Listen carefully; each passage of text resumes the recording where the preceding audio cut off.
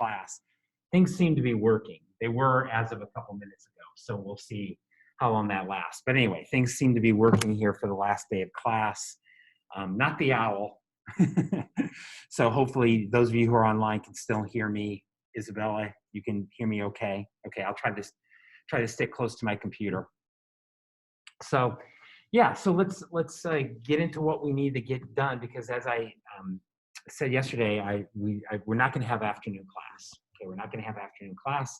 So I want to try to finish up everything we need to finish up this morning, including a little review for the exam, the final exam tomorrow.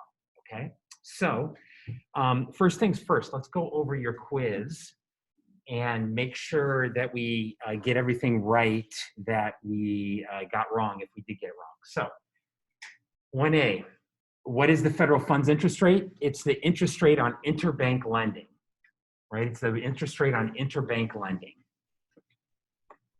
If the Fed conducts an open market sale, what happens to the federal funds rate?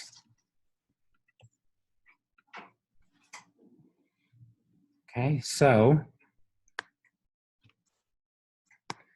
here's our federal funds market. Remember, we have the demand for federal funds and the supply. And remember that the supply is set by the Fed, right? The Fed sets supply. So what happens if there's an open market sale? Remember, a sale reduces reserves in the banking system and reduces the supply of money. So what happens to the federal funds interest rate? It should go up. An open market sale should increase the federal funds interest rate. Okay, question number 2. What are the 2 primary goals of monetary policy for the Fed? The 2 primary goals are to keep inflation low and output high, right? Low inflation, high output, or something to that effect. Using our aggregate demand, aggregate supply graph, illustrate the trade-off. Well, the trade-off is leaning against the wind, right?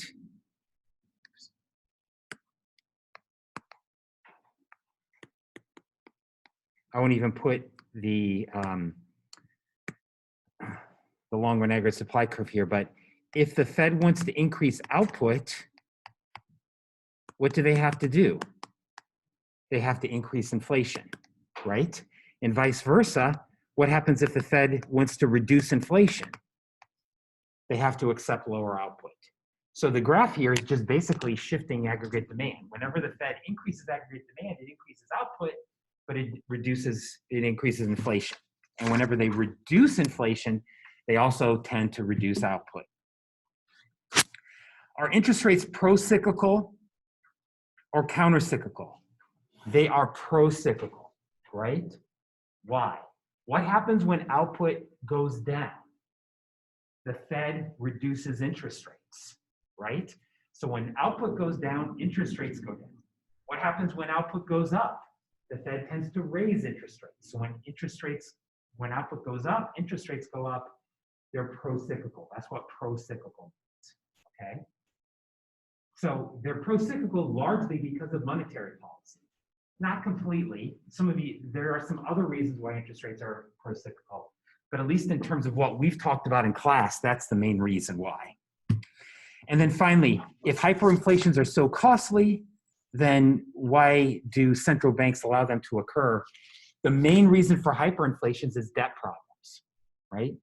I mean, it's true that setting high output targets will lead to inflation. It's unlikely to lead to hyperinflation, right? Hyperinflations are almost always associated with debt problems, budget shortfalls, war, that kind of stuff.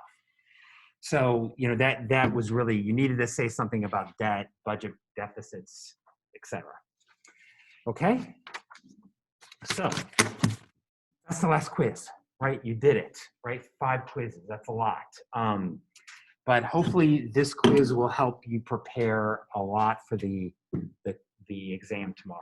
Okay, so just really briefly, we're going to do a review session at the end of class.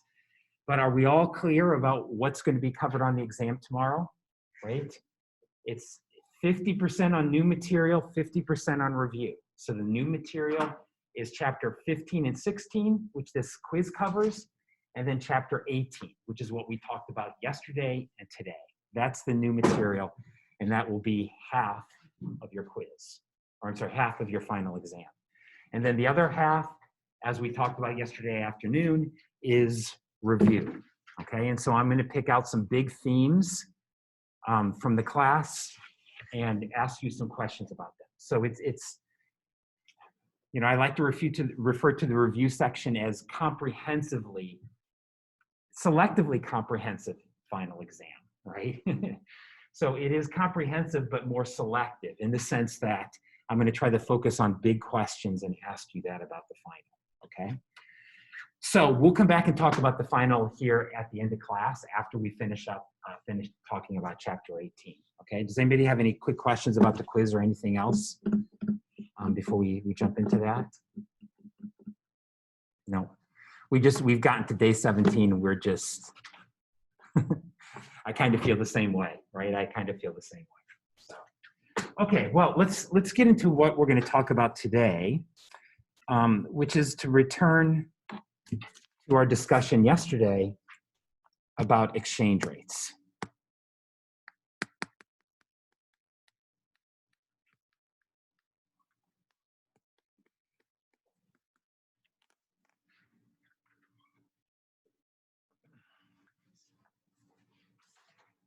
Ruth, you have your quiz here.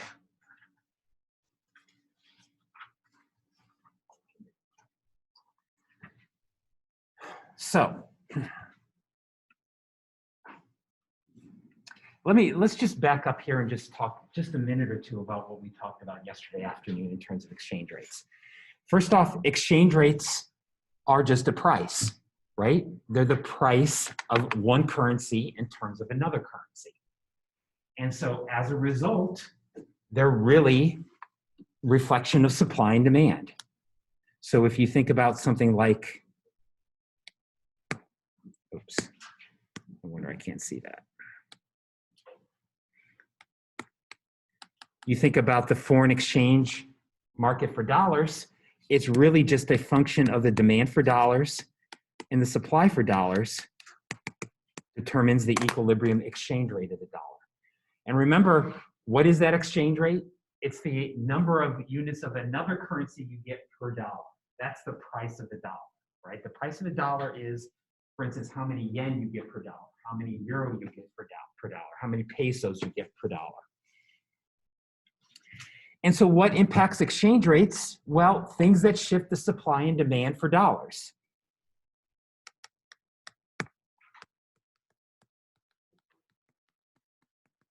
We talked about three things.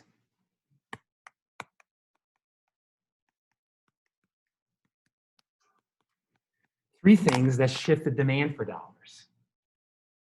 First off, the relative interest rate in the US.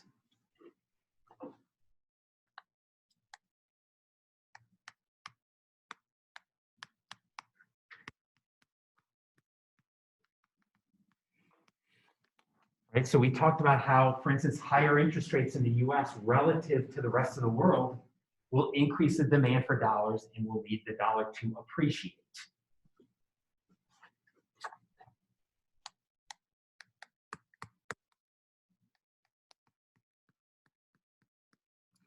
The risk of US assets.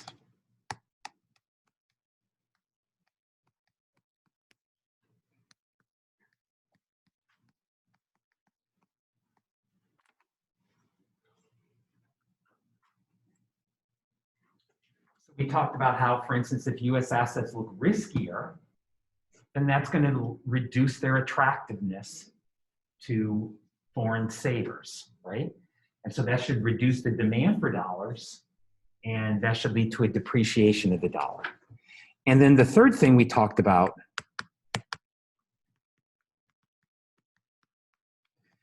is relative inflation, right? What inflation is in the US relative to other countries.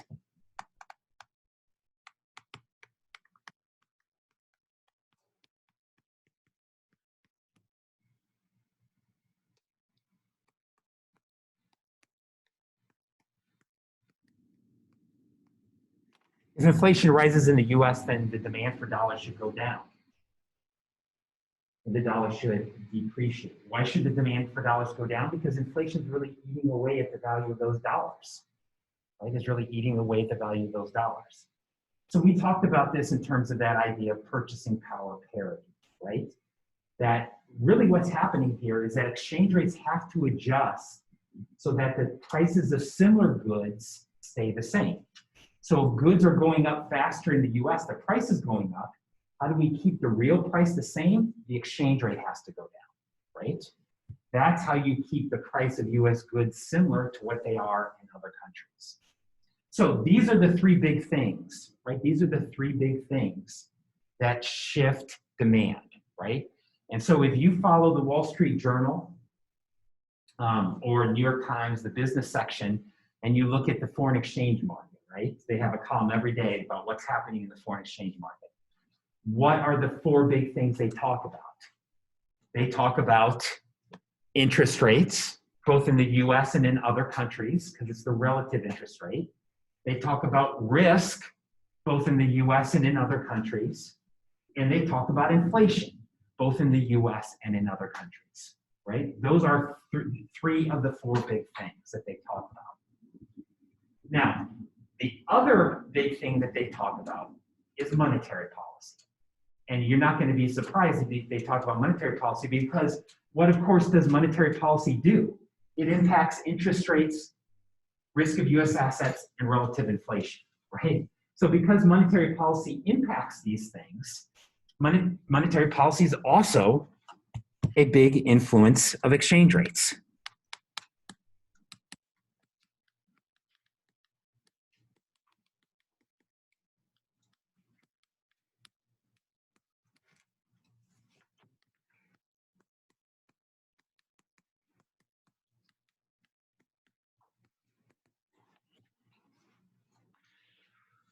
What happens to the exchange rate when the central bank conducts an open market purchase?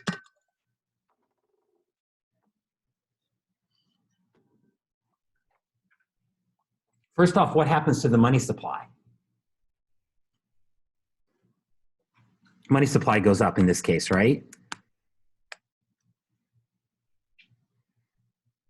So what's going to happen to the supply of dollars?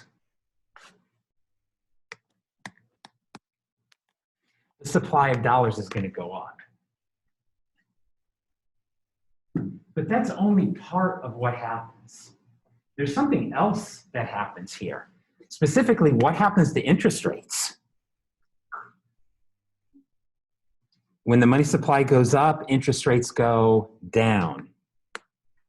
And when interest rates go down, what happens to the demand for dollars? Lower interest rates reduce the demand for dollars, right? Because they make US assets less attractive.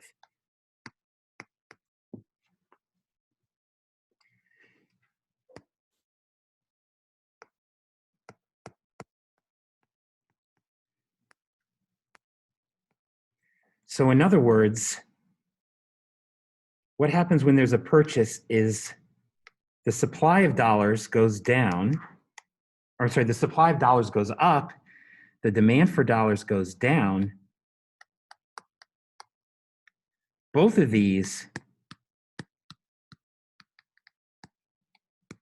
lead to a depreciation of the dollar.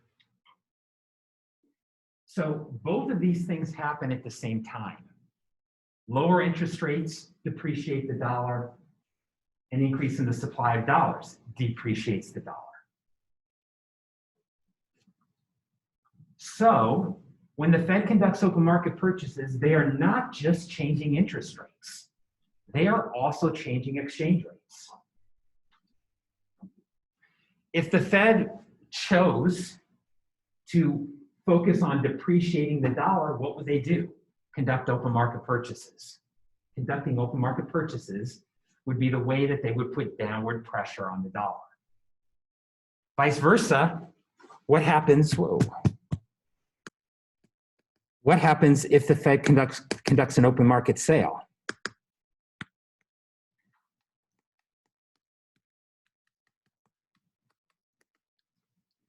This reduces the money supply, which reduces the supply of dollars, but also very importantly, increases interest rates, which increases the demand for dollars.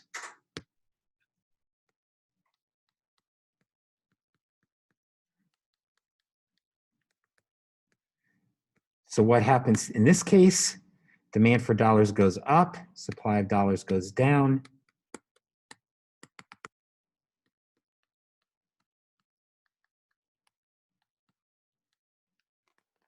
The dollar appreciates.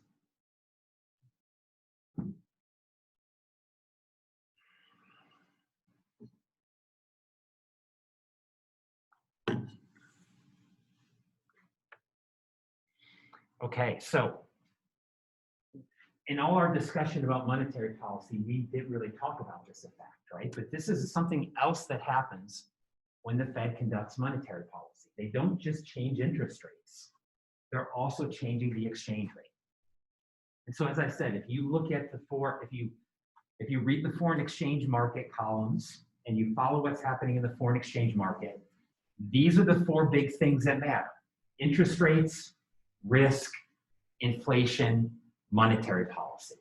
And not just in the US, but in every other country, these things matter, right?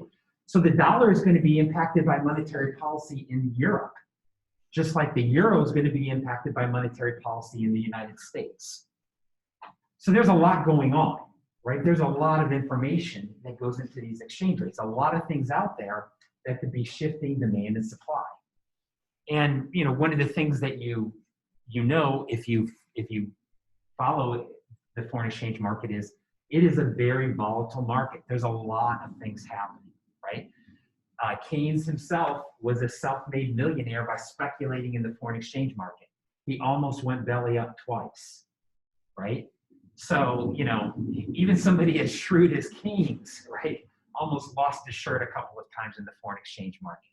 So it's a risky market, in part because there's so much going on, right? There's so much going on that can impact prices from day to day. And so prices are quite volatile in this market, reflecting the fact that they're very competitive, right? This is a very, very competitive market. Now, how much emphasis or how much emphasis does the Federal Reserve place on keeping the dollar relatively stable? Zero. As a practical matter, the Federal Reserve does not spend any time thinking about the exchange rate. Why? Well, as we're going to talk about, because of the dollar's privileged position. In some sense, the US has this very privileged position where everybody else has to worry about the dollar except for the United States, right? We can kind of do whatever we want and everybody has to adjust to us. So the Fed spends very little time worrying or trying to manage the value of the dollar. But for other countries, this can actually be the #1 object of monetary policy. Some central banks actually make this the goal of monetary policy. And we talked about this. This is one goal of monetary policy.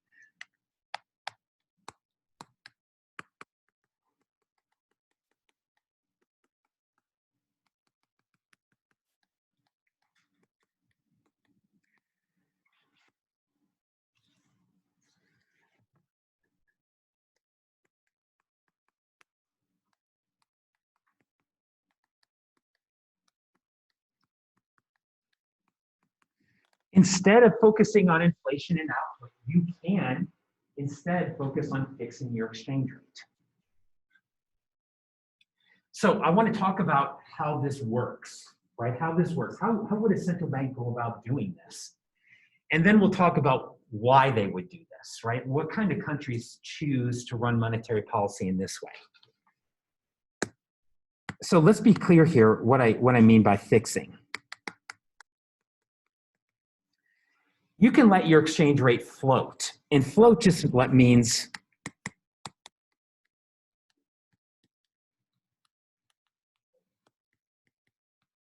you can just let the demand and supply determine the value. Okay? So when we talk about a country floating their exchange rate, they're basically just saying let the markets work. Let markets work. You don't interfere. As opposed to fixing.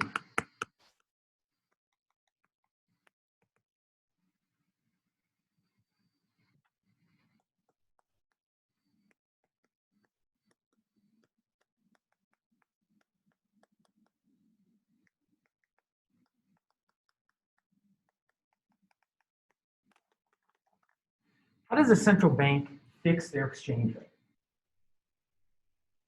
In theory, it's pretty simple. All the central bank has to do is stand ready to buy and sell at a fixed price. All the central bank has to do is be ready to buy and sell at a fixed price, and they can fix the exchange rate. Okay? So, for instance, could I corner the market on hand sanitizer and make a bottle this size worth $100 in the market?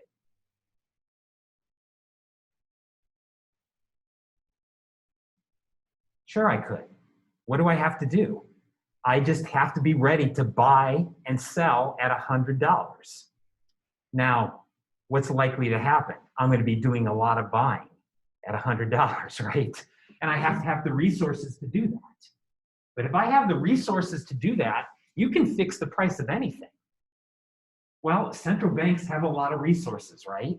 As we're going to talk about, they don't have infinite resources, though, but they do have a lot of resources. And so how central banks fix an exchange rate is really as simple as saying, we buy and sell at this price.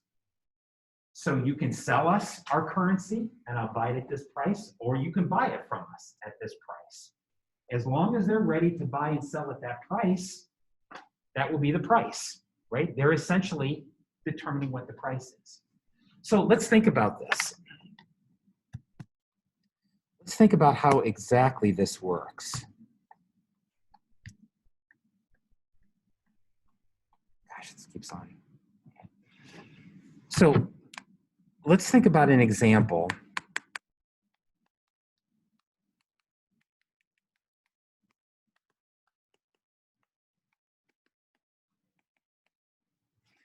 In which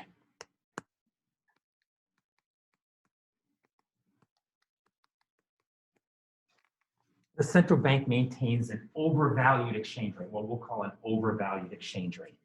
What does an overvalued exchange rate mean?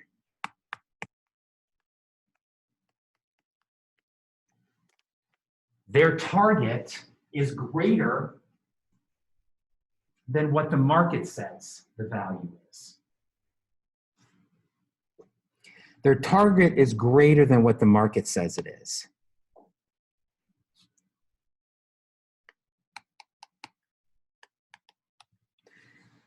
So let's not talk about the US here. Let's change our point of reference. And let's say, let's talk about Canadian dollars. Okay, so here's the market for Canadian dollars. And you have the demand for Canadian dollars, and you have the supply of Canadian dollars, okay? And if you just let the exchange rate float, this would be what the exchange rate is, right? If the Central Bank of Canada just let the exchange rate float, this would be the exchange rate. But instead, the Bank of Canada says, no, I want to keep my exchange rate up here.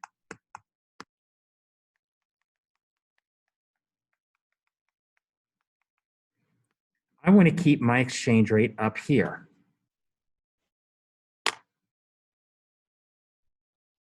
So what do they have to do?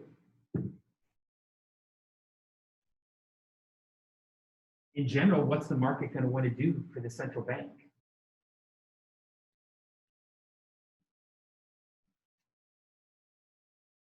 Yeah, Max.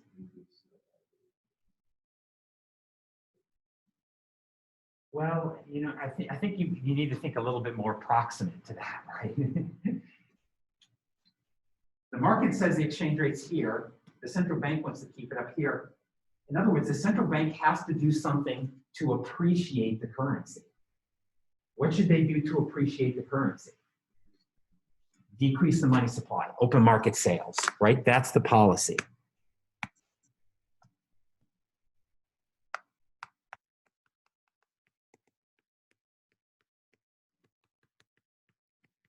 Open market sales that reduce the money supply, which reduces the supply of dollars and increases the demand for dollars.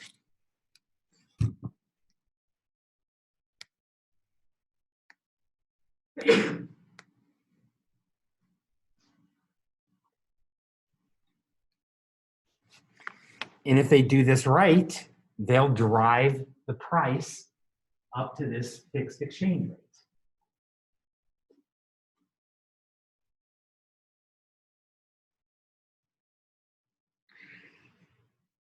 Okay, now there's a deeper part to doing this though. They're selling, right? They're selling. What exactly are they selling here?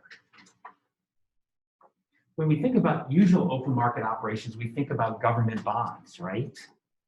But now we're thinking about Canada. Are there a lot of people out there that want to buy Canadian bonds? Some, but not always. So what do most central banks hold in order to have a reserve of something to sell? They hold what are called foreign reserves. In other words, particularly a central bank like Canada doesn't want to hold all of their reserves in terms of Canadian dollars. They're probably going to want to hold some US dollars. So when they do this, they're really going to be selling foreign reserves.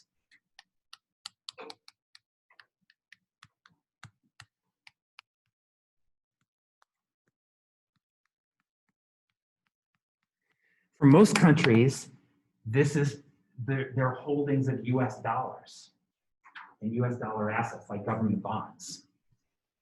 So central banks are some of the biggest holders of US government debt because these are useful things for them to sell. But can you see the problem here? Does the Bank of Canada have an infinite supply of US dollars? No. And what happens if they run out of US dollars? If they can, right? But of course, if they start buying, then they're not conducting this policy anymore, right?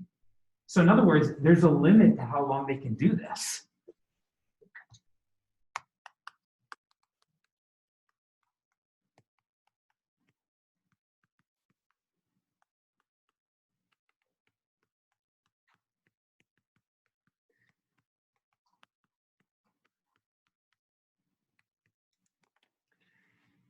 And that limit is they could run out of foreign reserves.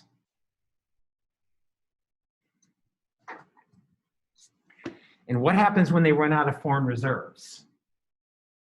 Well, that's not a good thing because usually what that precipitates is what's called a currency crisis.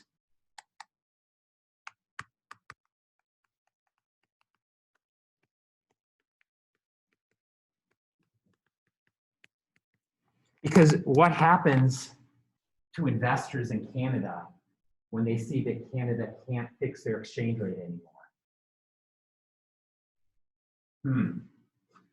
So Canada's keeping the value of Canadian assets high, but I think they're going to run out of money and they're not going to be able to do it. So what do I want to do?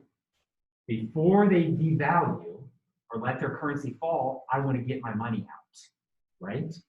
But of course, everybody pulling their money out is only going to make this process go faster. Because what are they going to do as they pull their money out? They're going to want to sell Canadian dollars to the central bank and pull out more US dollars, right? So this is a capital flight. Or basically, if you get worried that the currency could fall in value, you pull your money out and that puts more pressure on the currency to fall in value, right?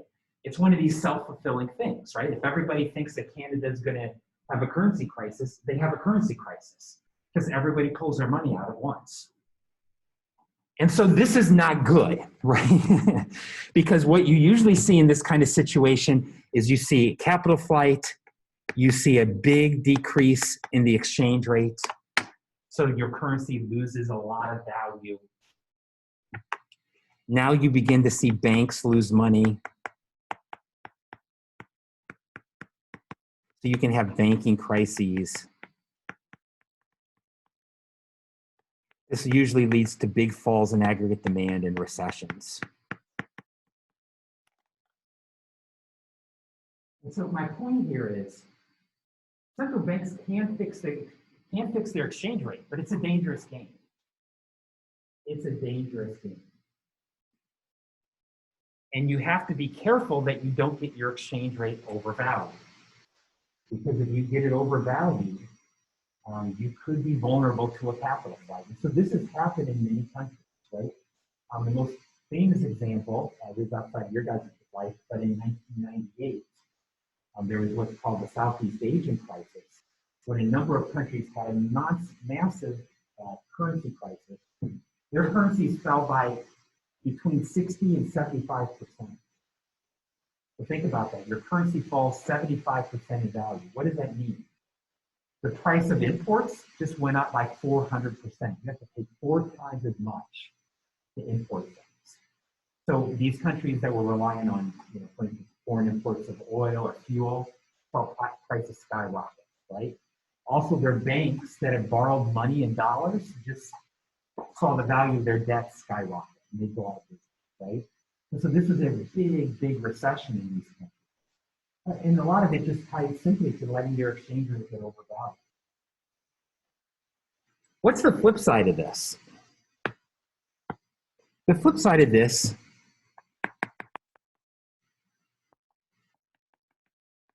is an undervalued exchange rate.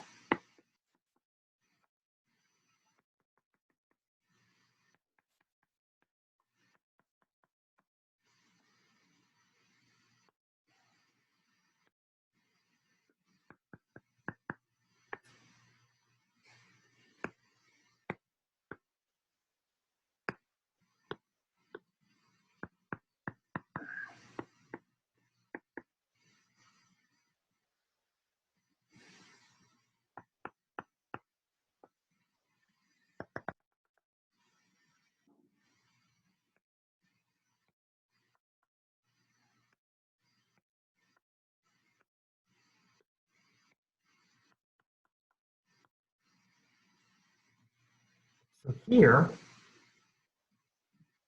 you want to keep the value below what the market says.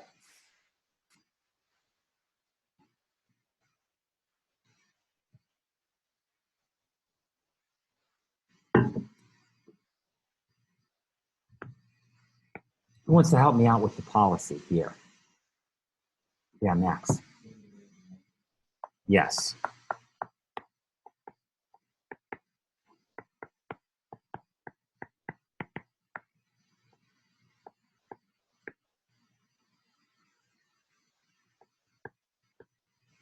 You want to increase the money supply and reduce interest rates. This will increase the supply of dollars and decrease the demand for dollars. I don't know why.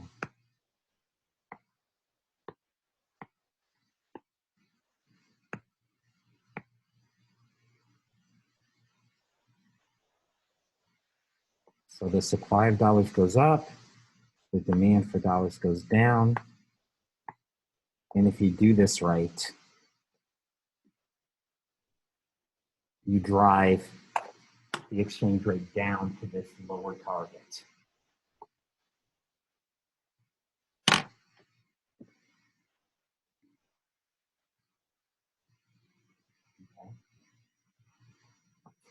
Why, do you have any idea why a country might want to keep their exchange rate undervalued?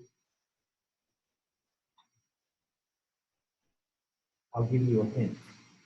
A country that's been accused of doing this for a relatively long period of time is China. Why does China want to keep their currency undervalued?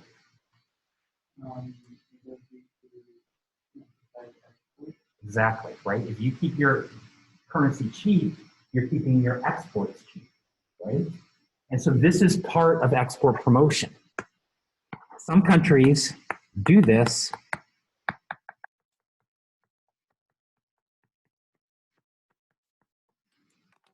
as a way to foster export promotion. And of course, the US has complained about this for years. And to some extent, rightly so. Today, less so, right? Today, it's not clear that China's doing this anymore. In fact, I think most of the evidence suggests that China's not keeping their exchange rate undervalued. But for many years in the 90s and early 2000s, they definitely kept it undervalued, right? And so the US said this wasn't fair because they were basically keeping Chinese exports cheap, right? And to some extent, the US had a point, right? To some extent, they had a point. of course, what's the cost of this? Well, you're always increasing the money supply, right? This tends to put a lot of inflationary pressure in your country because you're increasing the money supply a lot. And that is definitely one of the things that China has fought off over the years, right?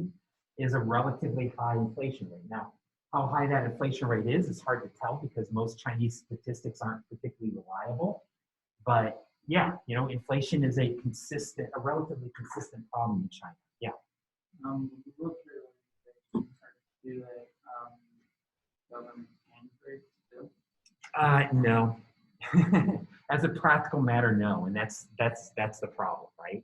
Is while the U.S. has complained to the WTO about this, the WTO really has no way of forcing China to do something different. So, yeah. But as I said, this is much less of an issue today, right? Now, of course, this goes back to what we talked about yesterday, though. This is not all great for China. Because what do you do when you keep exports cheap? You keep imports expensive. And so this is part of what makes, you know, standards of living lower in China than they are in other countries with similar income levels. Is the flip side of this is you keep exports cheap, but you keep imports very expensive. And so that makes it, you know, hard for many Chinese citizens to afford a lot of the things that we, you know, kind of take for granted are relatively cheap, right? So this is just a little, there's a lot more to be said here about this, but this is a little primer on how central banks can fix their exchange rates, okay? Now, let's now kind of back up and think about the big picture.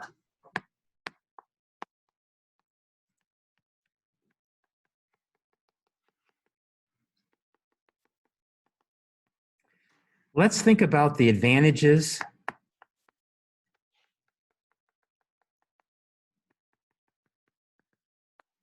and the costs.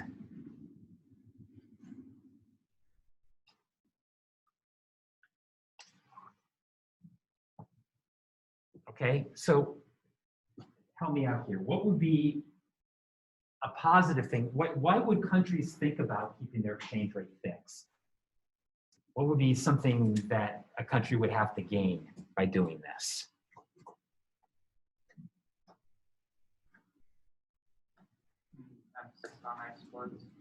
Right, you could, so let's back up here a little bit.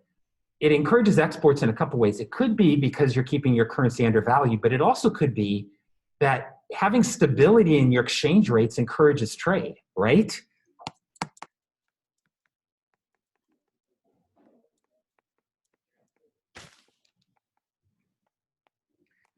Stable exchange rates encourage trade.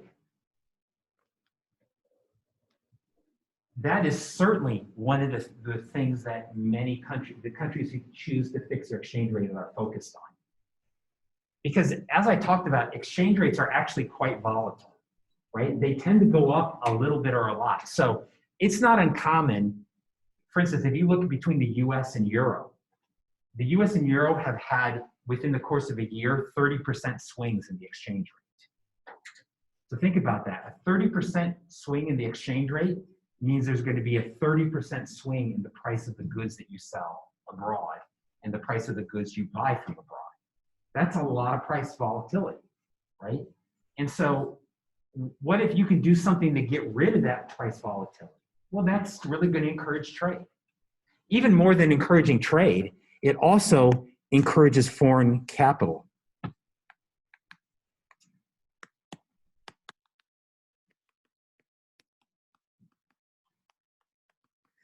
What if you're a poor country and you have a lot of needs, right? A lot of needs. Yeah, then you're going to want to think about fixing your exchange rate because that's actually going to make it, to some extent, easier for you to borrow money. Because think about it this way. To some extent, this is reducing the risk of lending to your country because you don't have to worry about the exchange rate going all over the place.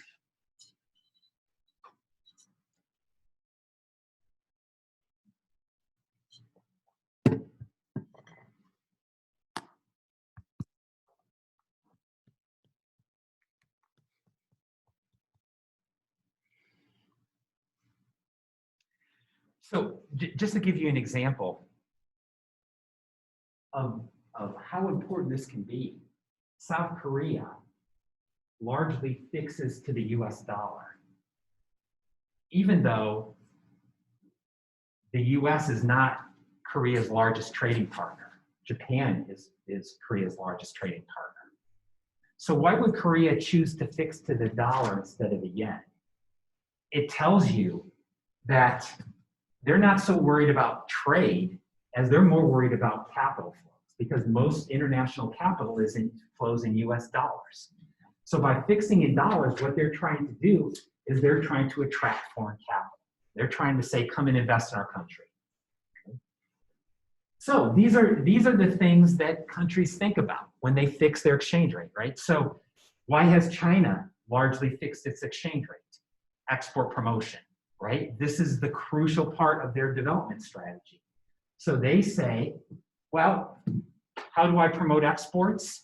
I can keep them undervalued, but I can also keep that exchange rate stable, right? That's really gonna make my goods look more attractive abroad. But as in everything in economics, there's a cost. What's the primary cost of fixing your exchange rate? What do you give up?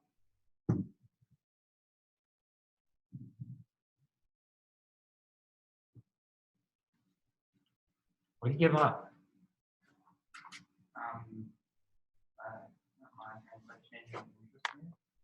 Yeah, changing interest rates specifically to try to do, oh, go ahead.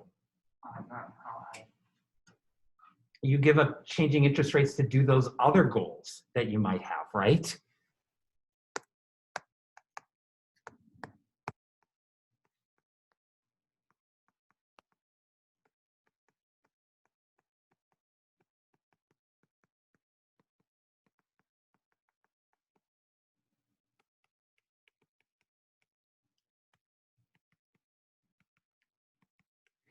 You cannot do everything.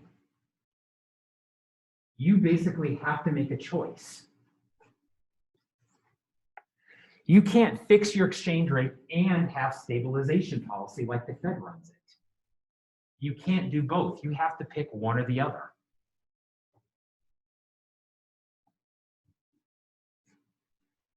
So, this is really where central banks differ, is you have to pick which of the goals you're going to try to achieve.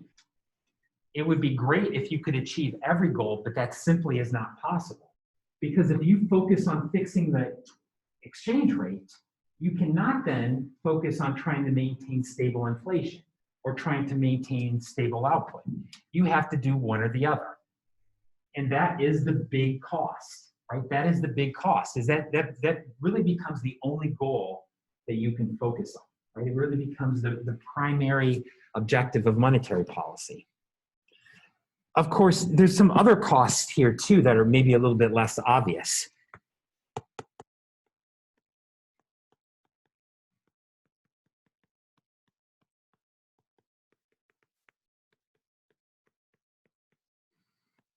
You end up having to hold billions in foreign reserves. And what are most of these foreign reserves going to be? US dollars. Because the dollar is the international currency. So the People's Bank of China, which is the central bank of China, holds about $2 trillion in US assets. $2 trillion. That is a huge amount of money. It's like a really cheap loan that the Chinese government gives to the American economy. There's a big opportunity cost to that, right? That's money that they could be doing something else with. So, so I have a little bit of experience with this. I might have mentioned that I've lived in Botswana for a while. And Botswana is this, did I talk about Botswana? I can't remember. So Botswana is in southern Africa, right? You think about the picture of Africa, you got, all right, this is a very dangerous proposition. Here's Africa, something like that, right? And here's South Africa, and here's Botswana, right? It's a country about the size of Texas, but it only has a population a little bit bigger than Iowa's, right? So it's where the Kalahari Desert is. If you guys like watching National Geographic, it's a pretty amazing place. Botswana is a small country, right?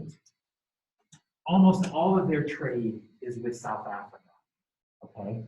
So for Botswana, as we're going to talk about, having an independent monetary policy, independent from South Africa, doesn't really make much sense. Their economy is so closely tied to South Africa. So Botswana fixes their currency to the South African rand. But to do that, they actually hold a lot of South African rand assets, but they also hold a lot of dollar assets. So when I spent some time at the Central Bank of Botswana, which is a pretty poor country, right? Has a per capita GDP of about $3,000 a year, was holding, what was it, $500 billion in US dollar assets, right? This immense amount of money in a country where there are some real serious needs, right? Some real serious needs, and yet to do this, they have to hold all these dollar assets. Once again, it's an example of a poor country lending to a rich country. And so that's a real cost of doing this. That's a real cost of doing this. Yeah. Don't the bonds appreciate though, and they'll get money from that? They do to some extent, but well, they don't necessarily appreciate, but they do give you a return, right? Yeah. But the interest rates on a lot of these U.S. government bonds are very low. When you're getting 1% on a government bond, and nowadays you're not even getting that. You're getting very, very low returns. So, for a country like Botswana, you would think that their returns would be higher if they spent some money on the significant needs that the country had. But in many ways, they're really kind of trapped, right? They need to fix their exchange rate. It's crucial for their economic development, but then on the flip side, it's really costly to them because they basically have to set all this money aside. So yeah, these are costs, right? And of course, the other costs that we should talk about is that there's always a danger that you could get an out of line exchange rate, and you could have a currency crisis. And that's what these countries want to prevent by holding so much foreign reserves. I mean, why is Botswana holding so much? Because they don't want to have a crisis. So it's kind of like insurance. You hold this huge insurance policy that's quite costly. So, these are the costs and benefits of fixing. And of course, we could flip this around. You could also think about this as the costs and benefits of floating, right? The costs of fixing are the benefits of floating, right? If you float your exchange rate like the US does, we can focus on other goals, right? And we don't have to worry about holding a lot of foreign reserves. But of course, there's a cost to that our exchange rate's going to fluctuate quite a bit. What kind of countries tend to fix?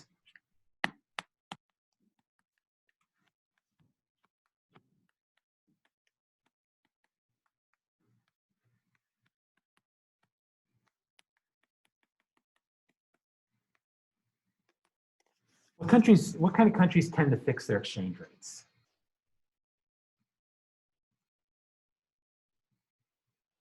Any guesses?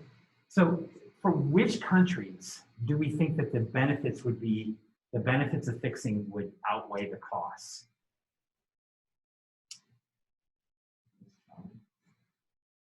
So what about China?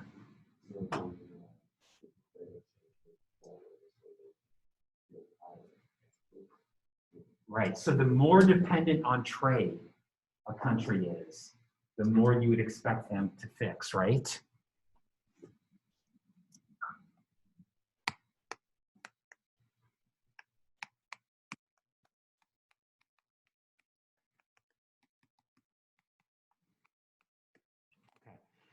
Think back to Belgium. We talked about this yesterday. What percent of Belgium's GDP is exported? 80%. 80% of everything made in Belgium is exported. What's the value to them of having a stable exchange rate? 5. And so what have they done? They joined the European Union. And what is the European Union? It's a fixed exchange rate system. They're basically using the same currency so that you have an exchange rate of 1 to 1, right? A Belgian euro is the same as a French euro, is the same as a German euro. It's really a fixed exchange rate system. So you can see when a country is very dependent on international trade, this makes a lot of sense. Anybody here been to the Bahamas? Okay, so if you go to the Bahamas, you'll notice this very interesting thing, is that you can, in the Bahamas, you can pay for anything with a US dollar or a Bahamian dollar, and they're exactly the same value. So what in the world is going on? Basically, Bahamas, every Bahamian dollar is backed with a US dollar, right? In other words, if a dollar comes into the US, to the central bank of Bahamas, they put it in the vault and then they'll print out a Bahamian dollar. It's a fixed exchange rate system of 1 to 1. Why does Bahama want to fix their exchange rate to the dollar?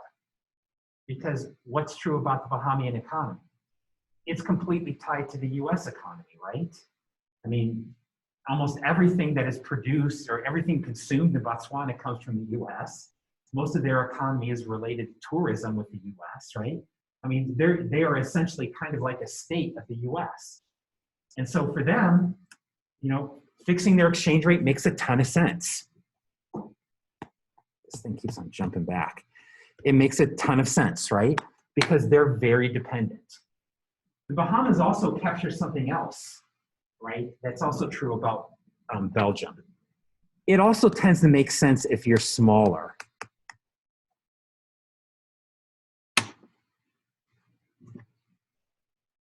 Because once again, what's the value of having independent monetary policy for a very small country? Not much, right? So going back to Botswana, what was the value to Botswana of having a different monetary policy from South Africa? Not much, because their economy was so tied to South Africa, right? It kind of makes sense for Botswana to trail along because they're very small, right? Of course, the other reason why you might want to do this,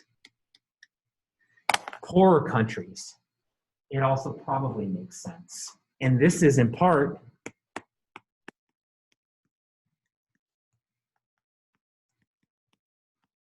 it helps them attract foreign investments. Fixing your exchange rate makes you a more attractive place to invest.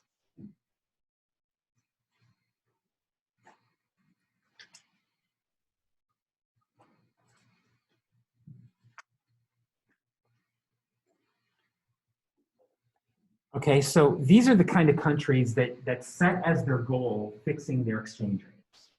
And in general, they tend to fall into one of these categories. Highly dependent on international trade, tend to be smaller, and they tend to be poor. Then what tends to be true about the countries that float?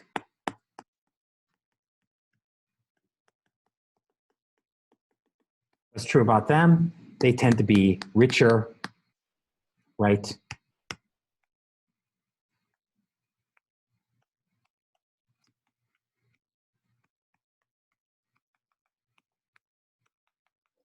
They have more developed financial markets. I mean, they're not so reliant on foreign capital.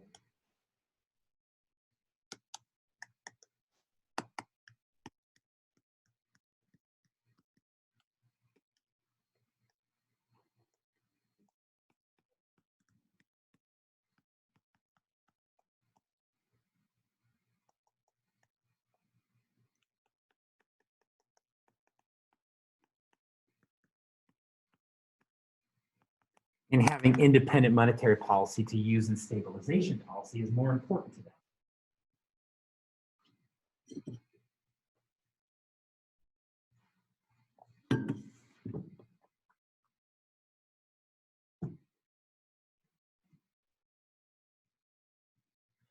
So, you know, it's not,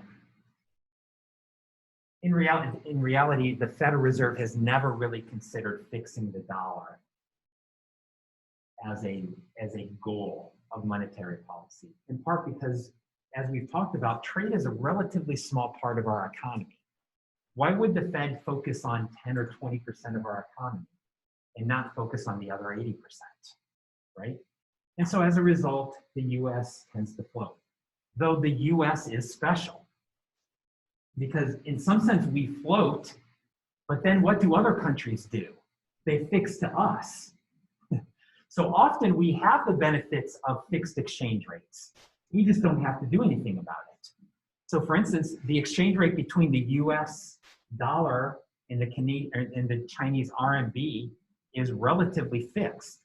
But it's not because the US does it, it's because China does it.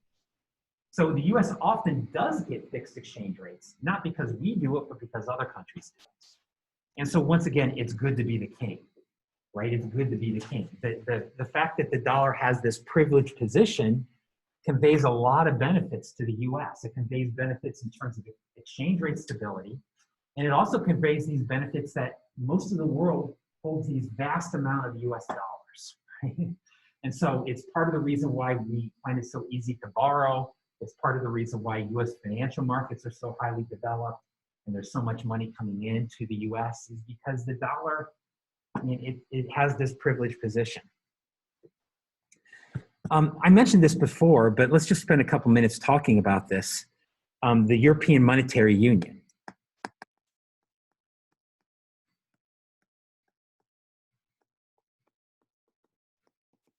And it's useful to think about the European Monetary Union as a fixed exchange rate system.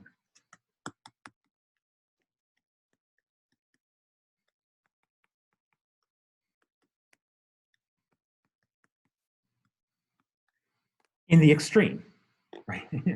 A fixed exchange rate system in the extreme.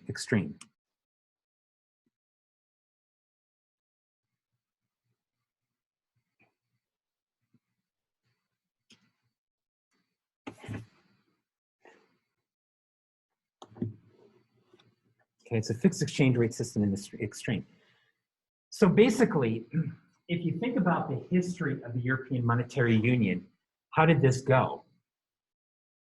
Well, the euro started in 2000. Up to 2000, the different countries that were in the European Monetary Union all had different currencies. And so what did you have to do to join the European Monetary Union? For basically the decade leading up, so basically in the 1990s, every country in Europe went to a fixed exchange rate system where they fixed their currencies against each other and maintained that for about 10 years. So, you know, 1 pound, well, I'm sorry, Britain wasn't in this. I'm trying to remember the numbers, but let's say like 1 franc was worth half of a Deutschmark, all right? They fixed that exchange rate using monetary policy for about 10 years. And then what did they do? They had a trade, right? Where basically you could then trade a Deutschmark for this amount of euros and a French franc for this amount of euros, etc. And that was how they made the transition. So in many ways, it is a fixed exchange rate system, right? They've just changed the denominations, right? They've just changed the numbers, but they haven't really changed the value. And then, of course, now what happens is now that they have a shared currency, they also have shared monetary policy. And as we said, that monetary policy really has as a single goal inflation. So the European Central Bank cannot stabilize output in the same way that the Fed does, in part because the economies that make up the euro are much, much different than, for instance, the 50 states in the US, right? There's a lot more difference between France and Germany than there is between California and Arkansas, right? And so, you know, in some sense, it's kind of hard to think about how stabilization policy would work in Europe, given how different the economies are. So their idea is, well, we won't try to do stabilization policy, we'll just try to keep inflation. And has it worked? Well, in many ways it has, but in other ways it hasn't. It has because it has really kept inflation low, right? And many of these countries are much more integrated, right? Trade and capital flows between the European countries is so much easier. But the problem is what happens when you have a recession? Like what happened during the Greek financial crisis, right? What could the European Central Bank do? Not much. And as a result, that crisis really, not only has kind of destroyed the Greek economy, but it's put a pretty big hurt on other economies, including the German economy. So, in many ways, the European Union has worked well, but in other ways, you can see the strain, right? Of particularly when there's a recession, right? And of course, Greece is like, well, why don't you cut interest rates and try to stimulate the economy and help us out? And Germany's like, we don't need any help. We're doing just fine, right? And so that tension there is there, right? And you always wonder, like, how long can they do it, right? Can they do it, or is it going to blow up? Is there going to be some sort of crisis that's really going to create the tension? So anyway, that's that's a monetary union. There have been discussions about the US getting into a monetary union with Mexico and Canada, right? And, in many ways that would be similar to the monetary union, the European monetary union. Is that going to happen? Well, probably not. In part because to get into a monetary union, what do you have to do? You have to give up control over monetary policy. You have to give up control over sovereignty to some extent. And so, my understanding is that Canada and Mexico would be, I think a lot of people would be kind of open to getting into a monetary union with the US. But the US, we all know, how important freedom is to the US, freedom, right? And so, yeah, I think it's unlikely given the political ramifications that it could happen. But it is something, at least from an economic perspective, that makes a fair amount of sense. It certainly makes sense for Canada and Mexico because their economies are so closely tied to the US, right? It certainly makes sense for them. And it would probably make some sense to the US too, on an economic level. Now, whether politically it makes sense, I think that's another thing. So, all right. So that really takes us through the end of chapter 18. Let me just say one thing. Somebody asked why, in the chat, why when I was talking about the Canadian dollar market, I had the supply of Canadian dollars upward sloping instead of vertical like this. It doesn't make any difference. I mean, in reality, does the central bank perfectly control the supply of its currency in these markets? No, because people can't pull money out of these markets and put it in. So it's probably more a little bit like this, but if you draw vertical, that's fine. Like that's fine. It's the more important thing to know is that the central bank has the power to shift that supply curve. So I think that was your question, right, Isabella? Does that answer it? Okay. Okay, so so anybody have any other questions from chapter 18? Okay, so let's just change gears here. So we've got quite a bit of time, maybe even more time than I thought, to possibly review for the final exam. So let me just throw it out to all of you. Do you have any questions either about the new material or something related to old material? Yeah, Evan. Is the new material considered all the stuff on this quiz and then chapter 18? Yes. New material is all the stuff that's on the quiz number 5, which is chapter 15 and 16. And then chapter 18, which is what we talked about yesterday and today. So that will be half the exam. That will be 65 points.